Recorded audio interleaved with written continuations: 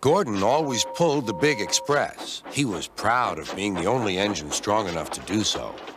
It was full of important people, like Sir Topham Hatt, and Gordon was seeing how fast he could go.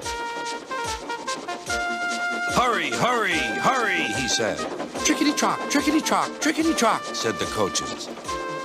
In a minute, Gordon would see the tunnel where Henry stood bricked up and lonely. "Oh, dear, why did I worry about rain spoiling my lovely coat of paint? I'd like to come out of the tunnel." But Henry didn't know how to ask. "I'm going to poop at Henry," said Gordon. He was almost there when, whoosh! And there was proud Gordon going slower and slower in a cloud of steam. His driver stopped the train. "What has happened to me?" asked Gordon. "I feel so weak." "You burst your safety valve," said the driver. "You can't pull the train anymore." "Oh, dear," said Gordon. "We were going so nicely, too. And look, there's Henry laughing at me." Everyone came to see Gordon. Said Sir Topham Hatt. "These big engines are always causing me trouble. Send for another engine at once." While the conductor went to find one, they uncoupled Gordon, who had enough puff to slink onto the siding out of the way.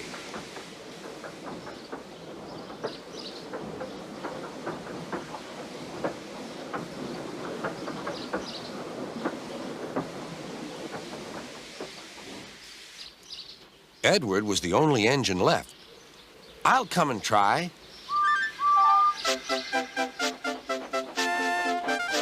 "Pooh," said Gordon. "That's no use. Edward can't push the train." Kind Edward puffed and pushed and pushed and puffed, but he couldn't move the heavy coaches. "I told you so," said Gordon. "Why not let Henry try?"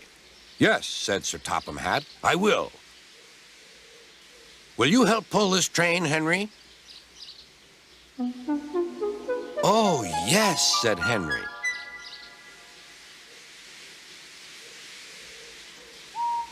When Henry had got up steam, he puffed out. He was dirty and covered with cobwebs. "Oh, I'm stiff, he groaned. "Have a run to ease your joints and find a turntable," said Sir Topham Hatt.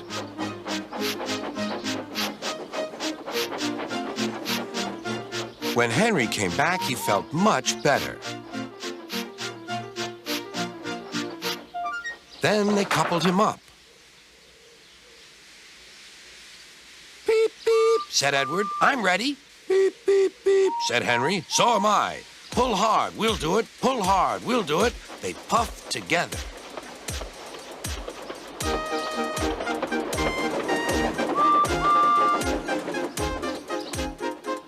"We've done it together, we've done it together," said Edward and Henry. "You've done it, hooray! You've done it, hooray!" sang the coaches. Everyone was excited. Sir Topham Hatt leaned out of the window to wave at Edward and Henry. But the train was going so fast that his hat blew off into a field where a goat ate it for tea.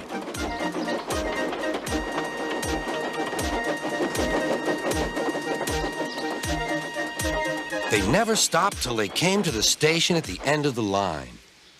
The passengers all said thank you, and Sir Topham Hatt promised Henry a new coat of paint. On their way home, Edward and Henry helped Gordon back to the shed. All three engines are now great friends. Henry doesn't mind the rain now. He knows that the best way to keep his paint nice is not to run into tunnels, but to ask his driver to rub him down when the day's work is over.